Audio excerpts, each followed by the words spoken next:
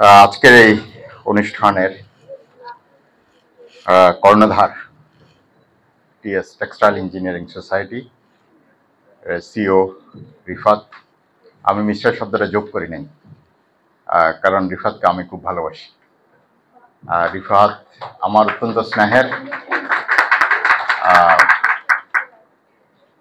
রিফাত আমাদেরই পিলনে ইন্টার্নশিপ করেছিলেন। Thank you, welcome, always welcome. But কিছু টার্মস কন্ডিশন আছে, নিচে আপনাকে সেটা মিট করতে হবে। সিও, আপনার নামটা যদি আমি ভুলে গেছি, but position is okay, chief operating officer. What a lucrative position, COO, C level. আমার শ্রদ্ধেয় হাকিম ভাই,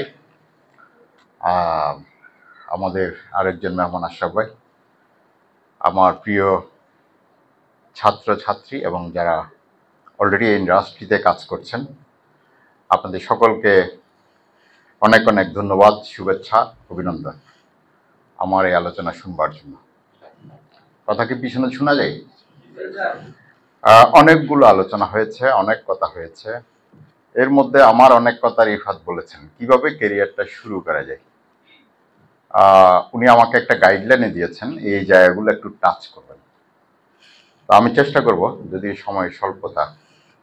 আমি চট্টগ্রাম বিশ্ববিদ্যালয় থেকে MBA পাশ করার পরে আমার ক্যারিয়ার প্ল্যান ছিল আমি একজন ব্যাংকার হব, ব্যাংকে চাকরি করব, যেহেতু বিজনেস গ্রাজুয়েট। আমি ভাবলাম আমি তো বসে থাকতে পারবো না। আমার ইন্টার্নশিপের কাজ চলছে বাংলাদেশ শিপিং কর্পোরেশনে। এর মধ্যে ইয়ামান আমার চাকরি হয়ে গেছে। কি চাকরি? আমার ইন্টারভিউ ছিল ট্রেনি অফিসার, ওনাদের ওখানে ট্রেনি অফিসার বলতেন তখন। ওখানে একসাথে অনেকগুলো পজিশনের জন্য ইন্টারভিউ হয়।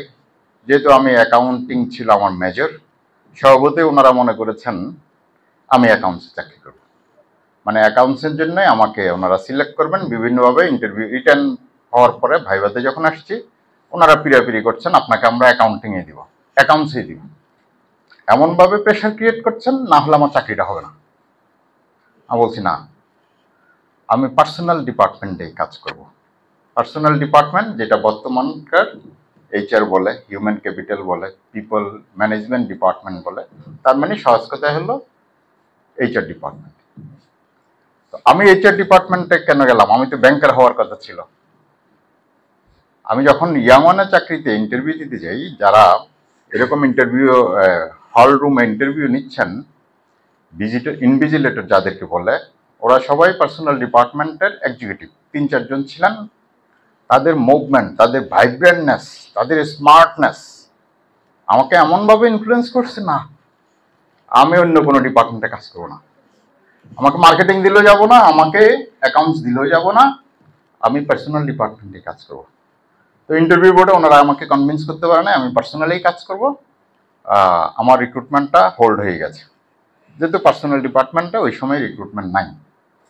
পরে আবার যখন পার্সোনাল ডিপার্টমেন্টে রিক্রুটমেন্টের প্রশ্ন আসছে, এক্সিকিউটিভ ডিরেক্টর বললেন ওই ইউনিটে ওনারা লোক সিলেক্ট করে রেখে দিয়েছেন, ওখান থেকেই ইনভাইট করো, ওনাকে ডেকে নেগোশিয়েট করে জয়েন দিয়ে দাও, আর ইন্টারভিউ এত প্রসিডিংসে যাওয়ার দরকার নেই।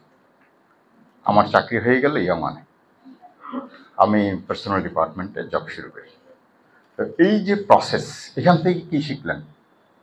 আমি রিফাতের বক্তব্য থেকে শিখেছি টার্গেট, আপনার একটা গোল থাকতে হবে। উনি AOP-তে কাজ করবেন, AOP-তে কাজ করার জন্য কোনো না কোনোভাবে ওই ডিপার্টমেন্ট, আপনার একটা ক্যারিয়ার প্ল্যান থাকতে হবে। সবার আগে আমি কি হব?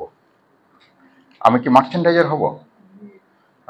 আমি কি ওয়েট প্রসেসিংয়ে কাজ করব, নাকি আমি R&D-তে কাজ করব, নাকি আমি প্রোডাকশন ম্যানেজমেন্টে বিভিন্ন ডিপার্টমেন্ট যেগুলো আছে, কোয়ালিটি আছে, ডাইং আছে, ফিনিশিং আছে, যেটাকে আমি ওয়েট প্রসেসিং বলেছি। এই প্ল্যানটা সবার আগে মাস্ট। আর না হলে আমাদের পূর্ববর্তী বক্তারা যেটা বলেছেন, 1 বছর ডাইংয়ে, পরের বছর আবার নিটিংয়ে, আবার কোয়ালিটিতে, আপনি একটা ভালনারেবল সিচুয়েশনে পড়ে গেছেন। কখনো মার্চেন্ডাইজিংয়ে যাওয়ার জন্য অস্থির হয়ে গেছেন, তার মানে আপনার প্রিভিয়াস যে 2 বছর অথবা 3 বছর এটা আপনার কেরিয়ারের পার্ট থেকে বাদ হয়ে গেছে। অনেকে আমাকে ভিন্নভাবে বোঝানোর চেষ্টা করতেই পারেন, এটা তো আমাদের এক্সপিরিয়েন্সের ঝুলি না, আপনার একটা ঝুলি হয় নাই। কারণ আপনি মার্চেন্ডাইজিং এ 2 বছর পরে যদি আবার মার্চেন্ডাইজিং এ শুরু করেন, আবার ফ্রেশ হিসেবে আপনাকে শুরু করতে হবে। ওই 2 বছর হয়তো আপনাকে কাজে দিবে, কাজ দিবে না সেটা না, ওইটা একটা এক্সপিরিয়েন্স, কিন্তু আপনাকে নতুন ডিপার্টমেন্টে ফ্রেশ হিসেবে কাজ করতে হবে। সুতরাং যে জিনিসটা আপনাদের সকলের কাছে আমি বলতে চাই, স্টুডেন্ট লাইফে ঠিক করতে হবে রিফাতের মতো, আমি কোথায় কাজ করব।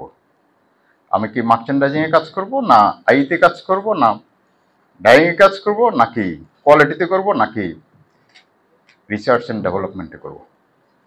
এই ডিটারমিনেশনটা মাস্ট। আপনার আমার কর্মক্ষমতা 60 থেকে 65 বছর, যে একটা বছর লস হয়ে গেল এটা শেষ, এটা আপনি আর ফেরত পাবেন না।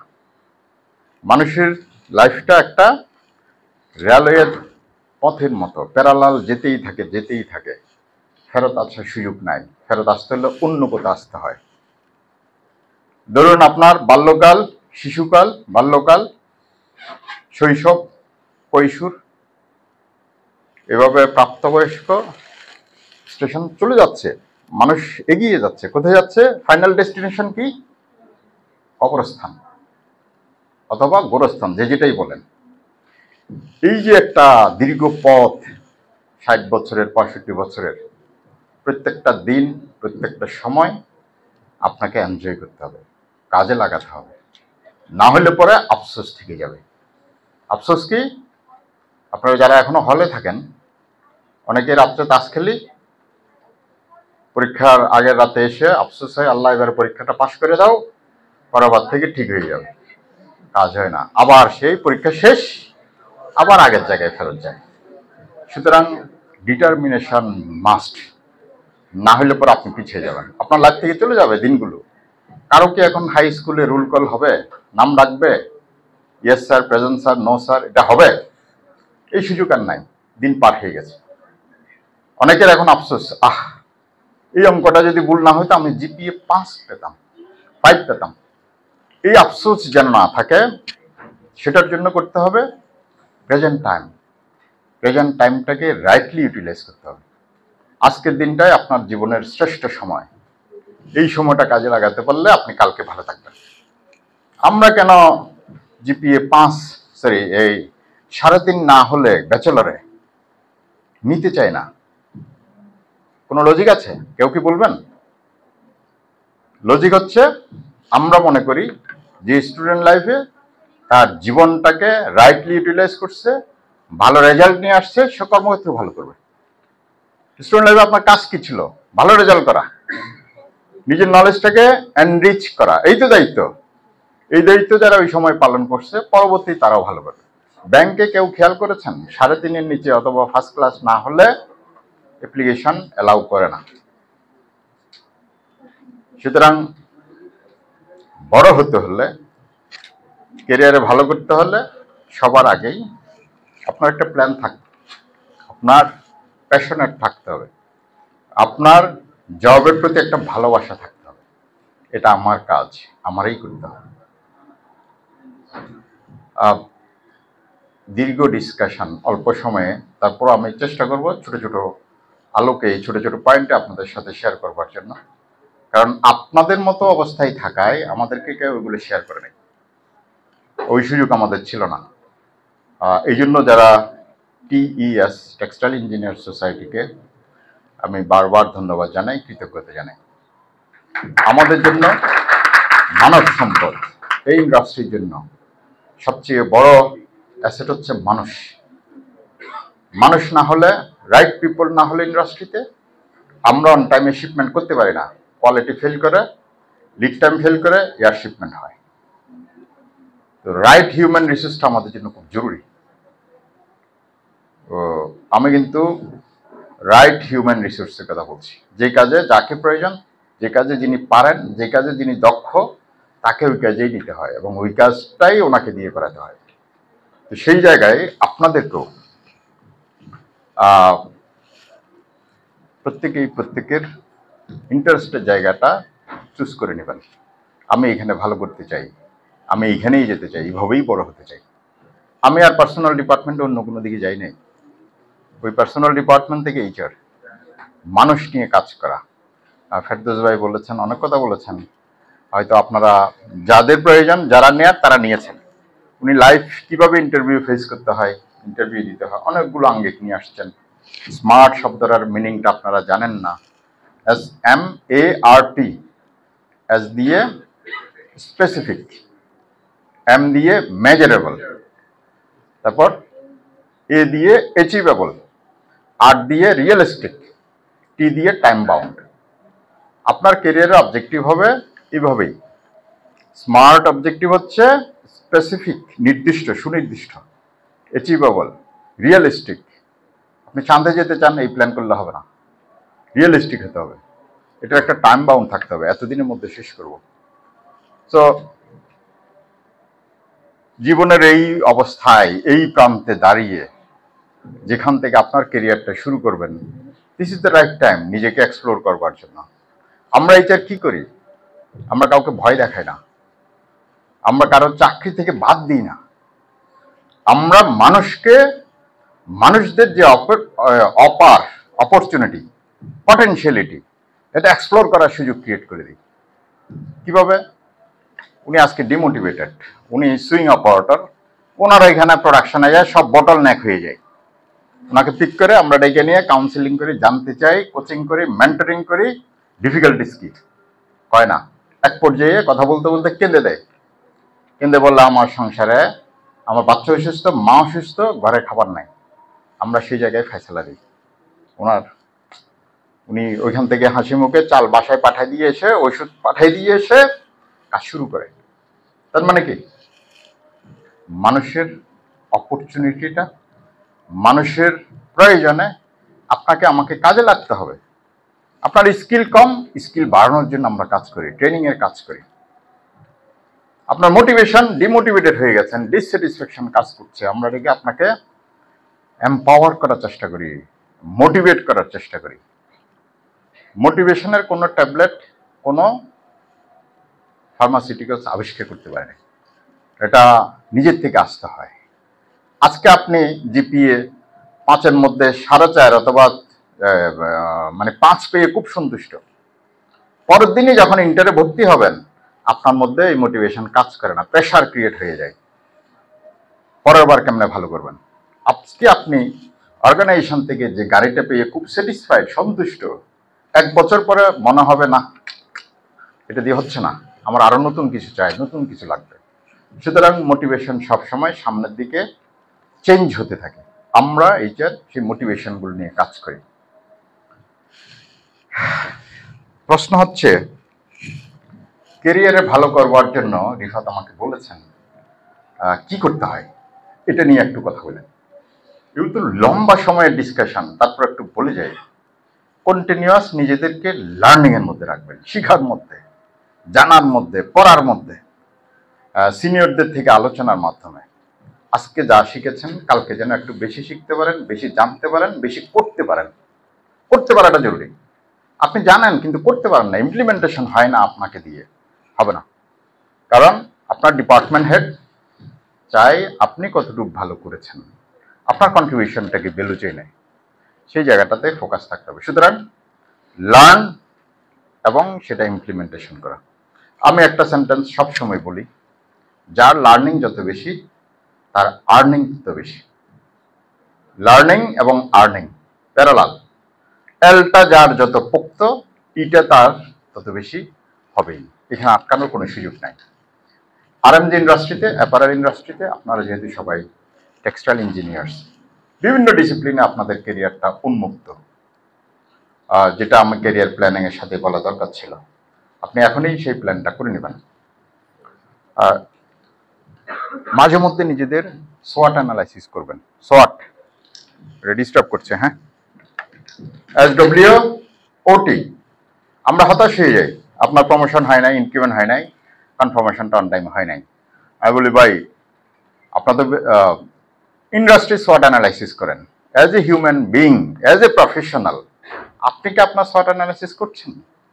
একজন মানুষ হিসাবে আপনার কিছু স্ট্রেংথ আছে, ভালো দিক আছে, আপনার কিছু লিমিটেশন আছে, যেটাকে উইকনেস বলে, সোয়াটের ডব্লিউ শব্দ দিয়ে আমি বলি স্লট অ্যানালাইসিস, লিমিটেশনস। উইকনেস আমার বলা আমি পারি না, এটা আপনার লিমিটেশন অথবা আপনার জন্য challenge, not limitation, weakness. Opportunity, আপনার কেরিয়ারের কি অপরচুনিটি আপনি লুজ করেছেন, আপনার কেরিয়ারের সামনে থ্রেটগুলো কি। নিজেকে যখন এই সোয়াট অ্যানালাইসিসের মধ্য দিয়ে নিয়ে যাবেন, দেখবেন আপনার কিছু লিমিটেশন ছিল, এই কারণে আপনার এবার প্রমোশনটা হয় নাই অথবা ইনক্রিমেন্টটা কম হয়েছে। ওই লিমিটেশনগুলো নিয়ে যখন আপনি কাজ করবেন, আপনাকে পরের বার কেউ আটকে রাখতে পারবে না, আপনার প্রমোশন হবেই এবং আপনার ইনক্রিমেন্ট বেশি হবে। সুতরাং বড় হইতে হলে টাইম টু টাইম নিজেদের শর্ট অ্যানালাইসিস করতে হবে কেরিয়ারের অ্যাজ এ হিউম্যান বিং। আর যদি মনে করেন যে না, আমার এই লিমিটেশন নিয়ে আমি ইমপ্রুভ করার কোনো সুযোগ নেই, আমি পারবো না, তাইলে উপায় কি? তাহলে কি আপনি কুইট করবেন? নো, আপনি কুইট করবেন না। আপনার তখন অন্য অপশন হচ্ছে, আপনার যেই যেই দিকগুলো স্ট্রেংথ হিউম্যান বিং হিসেবে, মানুষ হিসেবে, ওগুলোকে আরো বেশি স্ট্রেংথ করেন, ওগুলোর উপর আরো বেশি জোর দেন, যাতে আপনার ওই ছোট ছোট লিমিটেশন যেগুলো ছিল ওটা ওভারকাম হয়। ক্লিয়ার ভাই? আর সবাই দেখি চুপ হয়ে গেছে। ওকে, গুড। এবার যাই, এর মধ্যে অনেকেই জব করেন না, আপনারা কি অনেকেই জবে জয়েন করেছেন? আচ্ছা, যে দু একজন যারা আছেন, বাকিরা তো শুনে রাখলে কাজে লাগবে। এক্সিকিউটিভটা মনে করে কি, ওর স্যার কি শালি সবসময় আমার এই বেশি কাজ দেয়, আমার পাশে উনি বসে আছে, ওনারা কাজ দেয় না। আমি বলি কি, এটা আপনার সৌভাগ্য। কিসের জন্য সৌভাগ্য? আপনার রিপোর্টিং বস, ম্যানেজার, আপনার ম্যানেজার অলরেডি বুঝে গিয়েছেন আপনাকে দিলেই কাজটা অন টাইমে উঠে আসবে, নির্ভুলভাবে উঠে আসবে, রাইটলি উঠে আসবে, ওনাকে এডিশনাল পেইন নিতে হবে না। এই জন্য আপনার কাছে কাজটা বেশি যায়।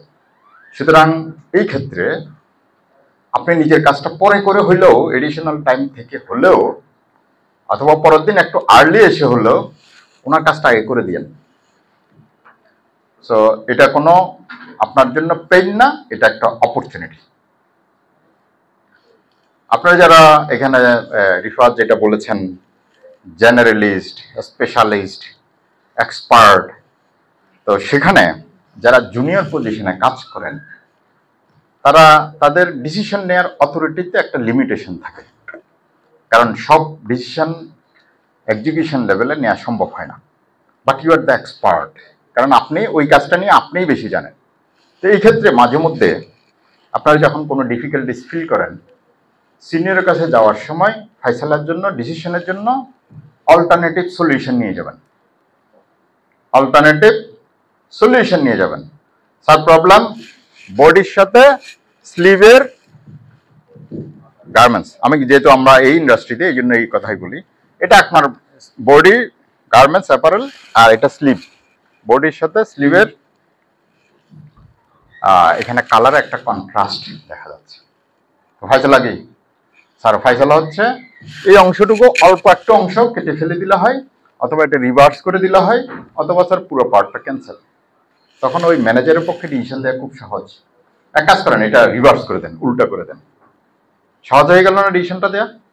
আপনি কিন্তু ওনার গুড বুকে চলে গেলেন, আপনার ম্যানেজারের, ডিপার্টমেন্ট হেডের গুড বুকে চলে গেলেন। এই ছেলেটা ভালো, যে কোনো জিনিস মানে অল্টারনেটিভ প্রপোজাল নিজের মাথায় একটা খাটানোর চেষ্টা করে।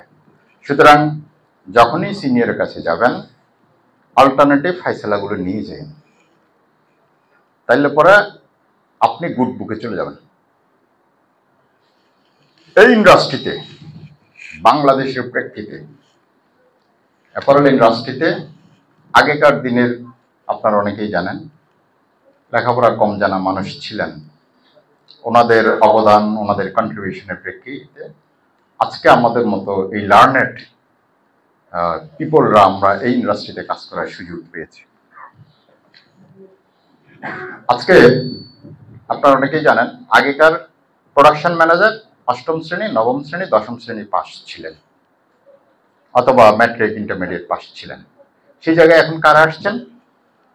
Textile engineer, industrial engineer, fashion designing এ যারা গ্রাজুয়েশন করেছেন, টেক্সটাইল ম্যানেজমেন্টে যারা মাস্টার্স করেছেন তারা, 7-11 ডিপ্লোমা আছে আপনাদের। বিভিন্ন ধরনের ট্রেনিং, সেমিনার, ওয়ার্কশপ প্রোগ্রামগুলোতে অ্যাটেন্ড করে নিজেদেরকে এত এনরিচ করার পরেও আপনাদের কাছে আমার প্রশ্ন, বাংলাদেশের এই ইন্ডাস্ট্রিতে এখনো এত ফরেনার যারা A-level পাস, O-level পাস, বিভিন্ন টেকনিক্যাল পজিশনে GM হিসেবে বসে আছে। কেউ কি আমাকে একটু সাপোর্ট বলবেন, কারা, কেন ওনারা এখনো টেকনিক্যাল পজিশনে GM হিসেবে বসে আছেন, দায়িত্ব পালন করছেন? স্কিল নিলাম, তারপর এক্সপিরিয়েন্স, হার্ড ওয়ার্কিং।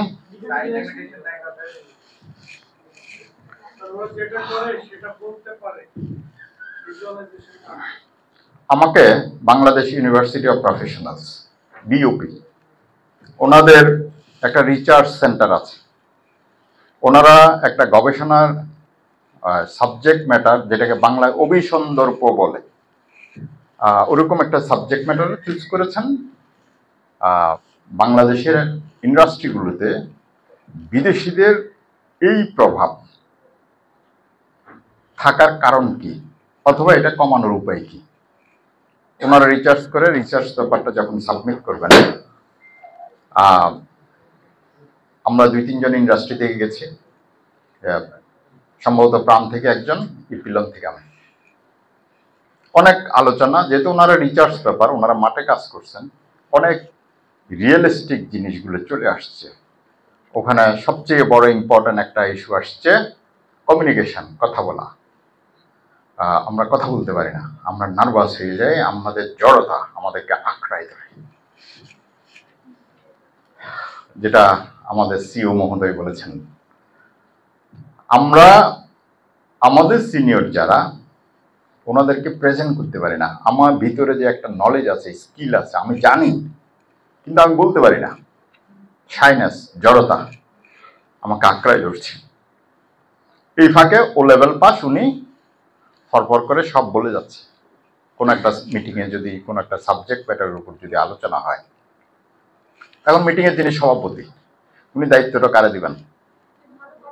যিনি কথা বললে আমাকে কনভিন্স করতে পারছেন, আমার একটা আস্থা ক্রিয়েট করেছেন, আমি বুঝতে পেরেছি উনি এই কাজটা জানেন, অথচ এই কাজটা করে উনি ফ্যাক্টরি লেভেলে অথবা অপারেশন লেভেলে উনি এক্সপার্ট, কিন্তু উনি কথা বলছেন না।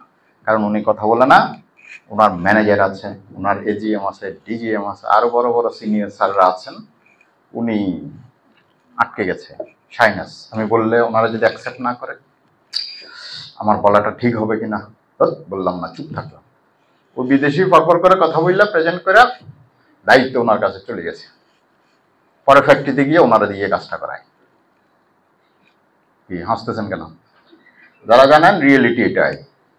সুতরাং বের হয়ে আসার উপায় কি? বের হয়ে আসার উপায় কমিউনিকেটিভ হওয়া, কথা বলা, কথা বলতে পারা, প্রেজেন্ট করতে পারা, কনভিন্স করতে পারা, এটা খুব জরুরি। আপনি যত কিছুই জানেন, আমি যদি টিম মেম্বারদেরকে বুঝাই দিতে না পারি আমি কি চাই, তাহলে টিম মেম্বার আমার মতো করে কাজ করবে? করবে না, উনি ওনার মতো করে কাজ করবে। আপনি কি অন্তর্যামী? আমরা কেউ অন্তর্যামী না, অন্তর্যামী একমাত্র আল্লাহ। আমরা কথা বললে কথার মাধ্যমে, কমিউনিকেশনের মাধ্যমে বুঝিয়ে দিতে হয়। কমিউনিকেশন মানে হচ্ছে কি? রেজাল্ট ওরিয়েন্টেড ডিসকাশন, একদম সহজ সংজ্ঞা, রেজাল্ট ওরিয়েন্টেড ডিসকাশন। আপনি সারাদিন অনেক আলোচনা করলেন, অনেক কথা বললেন, রেজাল্ট হইল না, আমার কাছে এটা সময় নষ্ট করা, অপচয়। সুতরাং বি কমিউনিকেটিভ। বড় হইতে হইলে কমিউনিকেটিভ হইতে হবে, জুনিয়রদেরকে বুঝাইতে হবে, সিনিয়রদেরকে কনভিন্স করতে হবে, আপনি যেটা চান সেটা ওনাকে বুঝিয়ে দিতে হবে যার কাছে চাচ্ছে। কি কি বলছি ভাই? কমিউনিকেটিভ হইতে হবে, না হলে পরে আপনার ক্যারিয়ার পিছিয়ে যাবে। ক্লিয়ার?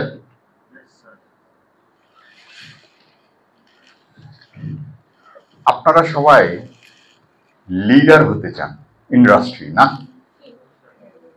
আরে সাউন্ড দেন না ভাই। ইয়েস। লিডার কি করে? লিড দেয়। সহজ কথা, একদম এক কথা, লিড দেয়। টু অ্যাচিভ দ্য অর্গানাইজেশন গোল অথবা টিমস গোল অথবা একটা অবজেক্টিভ অ্যাচিভ করবার জন্য লিডার লিড দেয়। লিড বানান কেমনে? একজন বললে হবে শুধু। আচ্ছা, আমার কাছে এই লিড শব্দটার যে ব্যাখ্যাটা সেটা একটু আপনাদেরকে দিয়ে যায়, কাজে লাগবে। খাতার কলম তো কারোরই নাই। ও, সবাই নোট স্ক্রিনে নিচ্ছেন। লিডের প্রথমটা কি? এল। এল মানে কি? এল দিয়ে আমার কাছে হচ্ছে লার্ন। লার্ন, শিখেন। আপনি বড় হইতে হলে শিখতে হবে। আরেকটা মিনিং, দুটো মিনিং আমি এটা দিয়ে ইউজ করি। আরেকটা হচ্ছে লিসেন, শুনেন। জুনিয়রদের কথা শুনেন, বড়দের কথা শুনেন, অ্যাক্টিভ লিসেনার হন। তাহলে এল দিয়ে কি শিখলেন? Learn and listen. তারপর পরের অ্যালফাবেটটা কি? এ। ও, ই। Educate others.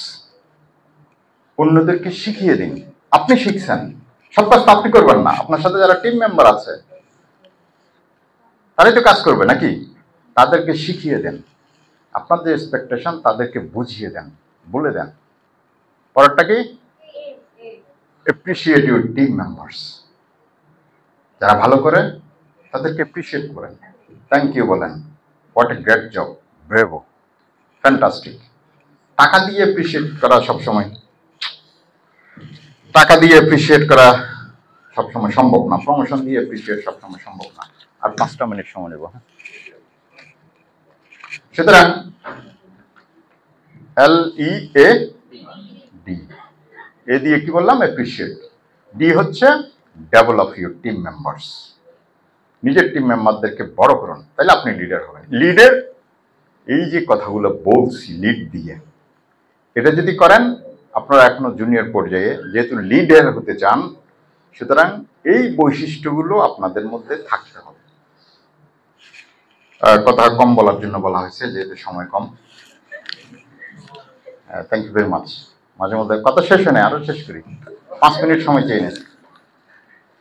এখন প্রশ্ন হচ্ছে, আপনি একজন HR এর মানুষ, আপনি ডাইংয়ে বুঝেন না, টেক্সটাইলে বুঝেন না, অপারেশনে বুঝেন না, আপনি কেন ইন্টারভিউ বোর্ডে বসেন? আপনি ইন্টারভিউ বোর্ডে বসে কি করেন, কি দেখেন, যেটা আপনারা যারা কোনো জবে জয়েন করেন নাই তাদের জন্য লাগবে নাকি? আচ্ছা, ইন্টারভিউ বোর্ডে বসে যারা HR এ কাজ করে তারা দেখেন এই পার্সনটা, এই ব্যক্তিটা কালচারালি এই অর্গানাইজেশনের জন্য কতটুকু ফিট, কালচারালি ফিট কিনা, HR ওইটাই দেখে। আমি কিভাবে জাজ করি? আমার কাছে 7 ই আছে, 7টা ই। আমি এই 7 ই দিয়া একজন পার্টিসিপেন্টকে ইজ ই রাইট পারসন আর নট সুইটেবল পারসন, আমার ওই প্যারামিটারে ওনাকে জাজ করা হয়। প্রথম ই হচ্ছে এডুকেশন। প্রথম ই হচ্ছে, ভাই লিখেন না, একটু সাউন্ড টাউন দেন, আপনারাও বললেন। ফার্স্ট ই হচ্ছে এডুকেশন। আপনি যে একাডেমিক ইনস্টিটিউশন থেকে আসছেন, রাইট এডুকেশনটা নিয়ে আসছেন কিনা, এতটুকুই বললাম, শুধু এডুকেশন। সেকেন্ড ই হচ্ছে energy, positive energy, negative people না। এনার্জি বলতে আমি positive energy, yes, can do, I can, positive mind ফ্রেমের মানুষ কিনা আপনি, এটা হচ্ছে সেকেন্ড ই। থার্ড ই হচ্ছে এইচ, EDGE। এইচ হচ্ছে কারেজ, হ্যাঁ অথবা না, এই দুটো বলার সক্ষমতা আপনার মধ্যে আছে কিনা।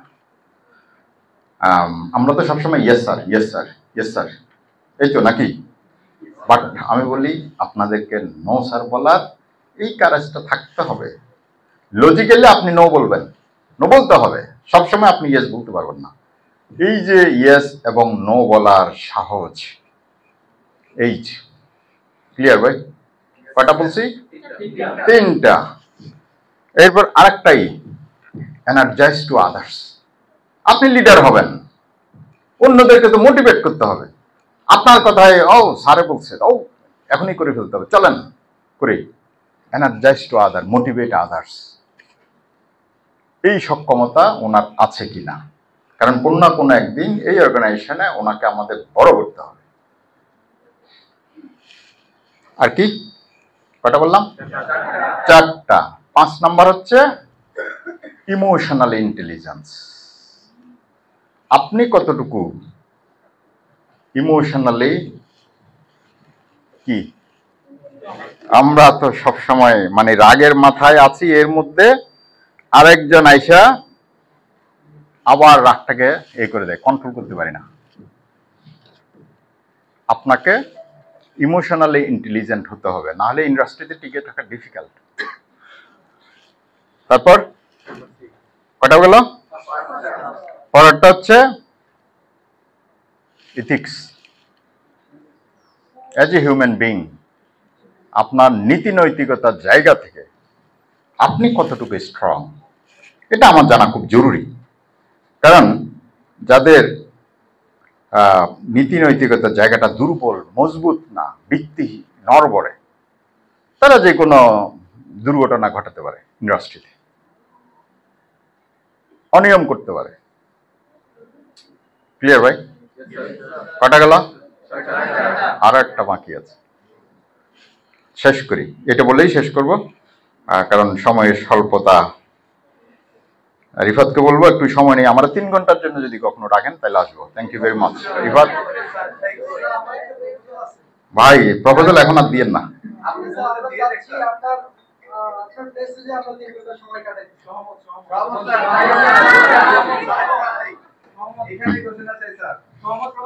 Thank you.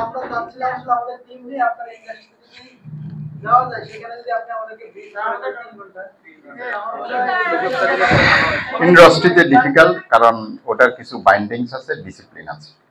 বাট আপনারা যদি কখনো ইপিলিয়নের সাথে কাজ করার সুযোগ হয়, আপনি আমার কলিগ হবেন। নিজেকে সেভাবে তৈরি করুন। 6টা বলেছি না? 7টা হচ্ছে সর্বশেষ, সবচেয়ে বেশি ইম্পর্টেন্ট। কি? এক্সিকিউশন। এক্সিকিউশন। আপনি যত কিছুই জানেন, অনেক কিছুই জানেন, কিন্তু কাজের বেলায় ঠনঠন, আমার কোনো কাজে লাগবে না আপনার। আমরা যারা একটু কমিউনিকেটিভ, কথা বলতে পারেন, তারা অনেকেই ইন্টারভিউ বোর্ডে বসে অনেক কথা বলে। আপনি একটা প্রশ্ন করছেন, আপনারা কোনো না কোনোভাবে উনি কনভিন্সিং আনসার দিবেন। এটাতে আমি স্যাটিসফাইড হয় না। আমি স্যাটিসফাইড হই এটা ব্যাক এন্ডে আমি বুঝার চেষ্টা করি ওনার এক্সিকিউশন ক্যাপাবিলিটি কতটুকু। কয়টা হলো? আজকে আপাতত এই 7টাই রইল। এই 7টায় আমরা দেখি। অনেক অনেক ধন্যবাদ আমাকে ইনভাইট করবার জন্য। আমার প্রোগ্রাম ছিল, বাট রিভাত যখন ফোন করে, রিভাত মনে হয় একটু অবাক হয়েছিল, স্যারে কেমনে এগ্রি হয়ে যায়। উনি কেমন যেন বলতে একটু এজ ছিল আর কি। উনি আমাকে বারবার বলতেছে 25 তারিখ। আমার সাথে কোনো সমস্যা নাই, 25 তারিখ। So thank you very much. আপনাদের সবার জন্য অনেক অনেক শুভকামনা। এই ইন্ডাস্ট্রিতে আমাদের অনেক লোকবলের প্রয়োজন, দক্ষ এবং রাইট পিপলের প্রয়োজন। নিজেদেরকে বিভিন্ন সভা, সেমিনার, আলোচনায় গিয়ে লার্নিং এর মাধ্যমে দক্ষ করেন। সিনিয়র যারা, তাদের থেকে এক্সপার্ট নলেজগুলো নেন। অনেক অনেক ধন্যবাদ। Thank you very much.